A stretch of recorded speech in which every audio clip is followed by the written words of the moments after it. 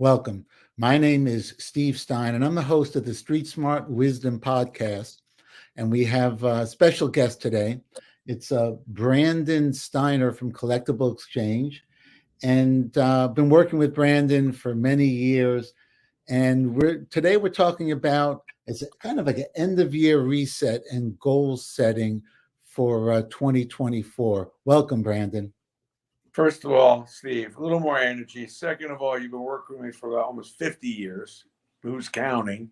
50. Now I'm not. We I'm were going almost. to watch speakers, man. We were like teenagers, and your brother was taping them in the back, and you get the tape and trying to find all the best speakers. Stu Leonard, Tom Peters. We loved inspiration. We fed off the motivation. Even as teenagers and young college kids, we were going to see any speaker we could that would give us an edge. So we do have a little history here, by the way. And Yeah. I love the fact that we're continuing that legacy that many years going forward. What's crazy, Steve, is that some of the stuff we learned 40, 50 years ago, literally, is almost the same now. Hasn't changed much. It Something's has not changed changed. without, right? Nothing. It hasn't really changed. And what do they say? The more things change, the more they stay the same. And timeless truths are timeless truths. And you're a sports person. I'm a sports person. So the metaphor for mindset in a game in life is just, is pervasive everywhere, and hasn't changed that much over time. Which is why, so we have this new thing, a WisdomFeed Plus. It's a membership platform for wellness and mindfulness and living excellence in your life.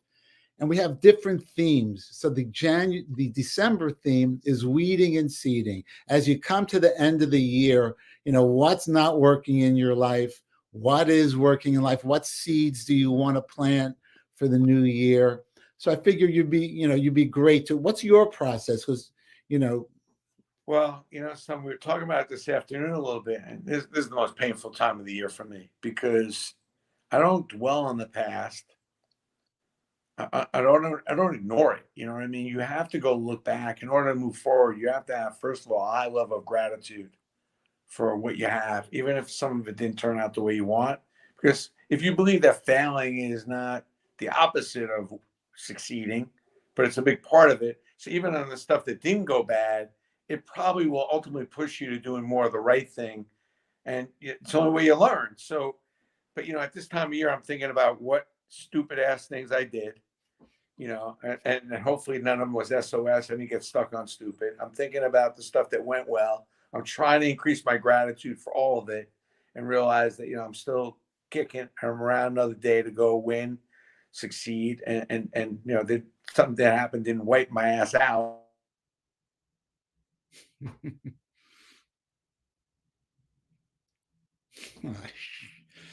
Again? Oh man.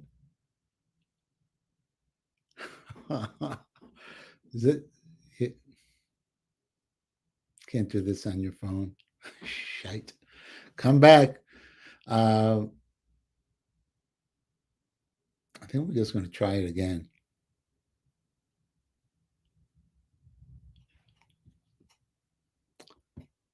Well, boys and girls. There you go. You're back.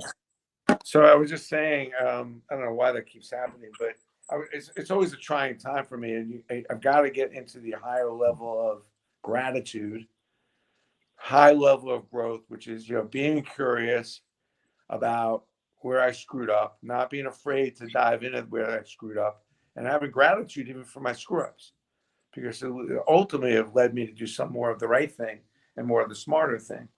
And then what's really hard, I think, as a leader is you're trying to fix what's broken, figure out what you're doing well, do more of it, and trying to plan ahead, right? So, all these things are kind of combined it's, as a leader, if you're really trying to be productive in next year, you definitely got to get your head on a swivel. You got to wear a bunch of hats, but I wouldn't be fearful of it. I've learned to deal with this difficulty and not get too caught up in any of it, but realize that's kind of part of the deal. If you want to be a leader and grow and get something really done next year, increase your gratitude, increase your enthusiasm about next year, increase your gratitude even about the bad shit that happened, all of it. Be grateful. Lead with a lot of love to make sure you're thankful for the people that made this year happen, and figure out who you want to be a part of your game plan next year. Because who you surround yourself with, the employees you want to upgrade, keep around you in a real way, getting that settled in now is really, really important to get the ground running next year. And I'm thinking about all the people that I've worked with this past year, the good, the bad, the ugly, whose volume I want to turn up on, because I really like working with some of them, and whose volume I want to turn down, maybe fire and get rid of a few people that I just didn't like working with. Because that sometimes will lead the path to joy and to a little more of an enthusiastic, opportunistic year. I always say, like, who would you be, Steve, if you were on a highway with no red lights? And that's why I look at 2024. Like, I'm on a highway, there's no red lights, there's nothing stopping me. What kind of person, what kind of company do I want to be next year? And trying to figure out what's in the way of me being that. Wow. So I never heard that one out of your mouth. Who would you be if you were on a highway with no red lights? So that's like, if you couldn't fail, what would you do? And it just like erases like the negative self-talk, the self-reflection. And it's like, and it's true. Someone's going for a touchdown and there's a little daylight. They're not thinking, well, maybe I'll go to the end zone. Their ass is hightailing to make it happen on a highway with no red lights. That's a good think one. the important thing is that, as I've grown and start having a little success, is the failure comes along with the success. And the better you get at being, dealing with some difficulties or some failures, the more the road can be clear for you to have more success. I hear you. You seem to be a little frozen, though. Oh, we're off. Holy crap. Again. So, I'm good. I hear you fine. Okay, good. So I want to keep going. Hopefully we keep going. So, you said something earlier. What about when?